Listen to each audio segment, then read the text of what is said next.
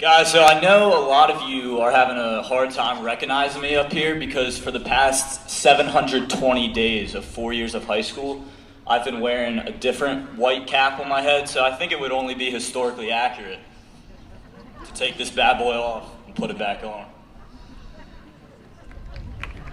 Alright, that's better. Good morning, honored faculty, esteemed parents, beloved friends, and my fellow East graduates. Today, we stand on the threshold of something incredible, the beginning of the rest of our lives. I feel like I blinked and we're here, in the exact moment I used to think was an eternity away. Growing up, I remember hearing the phrase, "You'll graduate in 2025," and as a kid, it sounded so far off, so distant. As a 5-year-old in kindergarten, you would get assigned your computer login for your district-issued laptop. Your graduation year, 25, followed by your last name and first initial. I vividly remember learning how 25 stood for 2025, the year we would graduate. It seemed like forever, but here we are. And as I reflect on everything that led up to this point, I realize something powerful. We are all first-timers, figuring it out as we go. Throughout the past 2.5 years, I've had the incredible opportunity to sit down and talk to over 100 people from all walks of life, thanks to the startup passion I decided to follow in my sophomore year, the Motive podcast. Spending hundreds of hours in face-to-face, in-depth conversation has added so many different and important perspectives to my life. However, one thing stands out more than anything else. Everyone's story is shaped by their family, their passions, and the hard moments that make them who they are. What do we do with that? Here's what I've learned. You only need one spark of hope to change your life. That's all it takes. And when you're at your lowest moment, when you feel like there's nothing left to lose, that's the time to go all in. The moment you feel like you're at the end of the road, that's when you should push hardest, because there's always something more to gain. If you're standing here today and don't know what you're passionate about yet, that's actually a gift. Because the world is wide open for you. There's so much opportunity out there waiting for you to seek it. It's okay not to have it all figured out. It's okay not to have a clear passion right now. But make sure you're always chasing something that excites you. Don't wait for someone to tell you what you should focus on. If you've found your passion, put in 1,000% effort.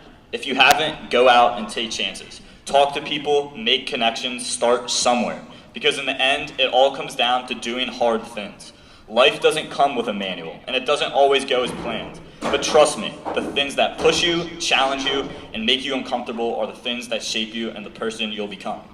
With the Motive, in the last 2 football seasons, thanks to the help of Mr. Zarin, Dr. Brown, and Dr. Graham, we have been able to conduct our live ESPN-like pregame show titled High School Game Day. After months of preparation and getting the correct gear, when the time finally came and it was time to talk live in front of the entire football stadium, I was terrified. However, relying on the months of prep, after a 20-minute full pregame analysis, I felt extremely proud in taking that first step. We spend so much of our time creating false worries and problems in our heads. We imagine worst-case scenarios and fear what people might say or think about us. But here's the truth. We're scared of what we think people could say, not what they'll actually say. The fear is in our heads, and once you step outside of that, you'll realize that people aren't sitting around talking about you. And if they are, well, that means you're doing something great. You're standing out, making moves, and living a life that others can't help but notice. So don't let imagined worries hold you back.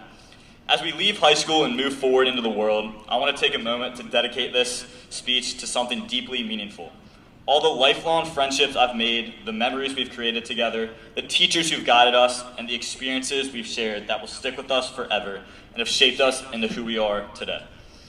I remember the first time I stepped onto the playground in kindergarten, the swings, the slides, the laughter, and let me tell you, when Jake Rivera's left foot switch-up kick came out during kickball, you better be ready for it.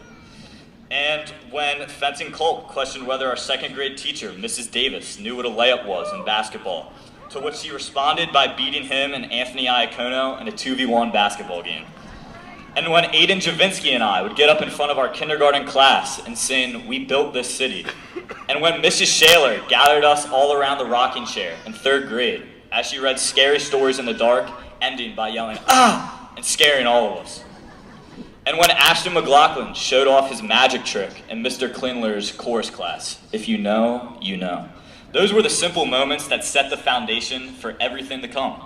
And then fast forward to Fugate Middle School, where we formed new bonds, navigated new challenges, and created unforgettable memories with a whole new group of friends as elementary friendships expanded.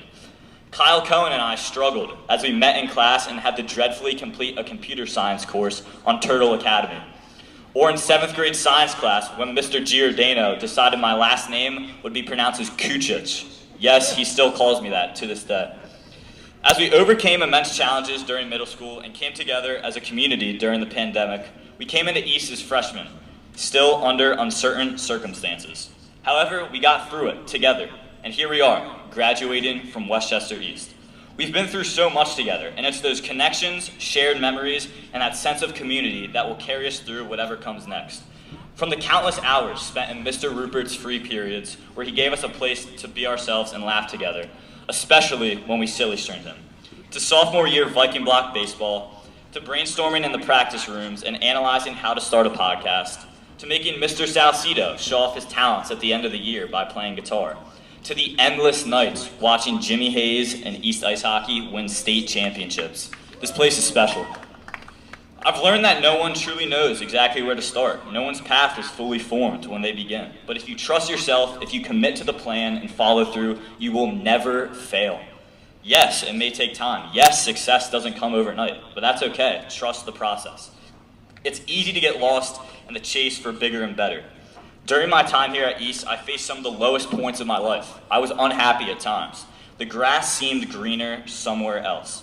But as I reassessed the way I thought about everything around me, something changed. As time went on, I continued to realize just how valuable our time here is and now was. I'd spent 13 years with all of you, and I couldn't walk away from that. I wanted to be here, walking across this stage with the same people I've known since I was 5 years old. As we take these next steps, let's make one promise to ourselves. We will never stop striving for our goals. Sacrificing temporary fun for lasting success is a choice we must all make at times. But when we reach those milestones, when we look back, we'll be proud that we stuck with it. Discipline drives everything. And always, always remember, it's nice to be important, but it's more important to be nice. A popular quote that stuck with me the first time my pop-pop explained it to me. How we treat others and the kindness we give will echo long after this day. Trust in something bigger than yourself. Call it God or whatever resonates with you. Know that there is something out there guiding you in ways you may not understand yet. We often forget to live in the moment. It's easy to raise the bar, always pushing for more. But sometimes it's crucial to stop and savor what we've already achieved. Someone somewhere would do anything to be in the exact moment we are in right now. Take a step back and appreciate how far you've come. And finally, as we step out into the world, let's remember this simple truth. We will never be this age again. This moment is fleeting, so let's live it fully. Congratulations, class of 2025. I can't thank the Westchester Area School District, my fellow classmates, the best teachers, and the overall great people who believed in me, supported me, and have helped me get to this moment. And for the best childhood a kid could ask for. I love every single one of you guys. And now, guys, we gotta get a selfie for the motive, so everyone get in there.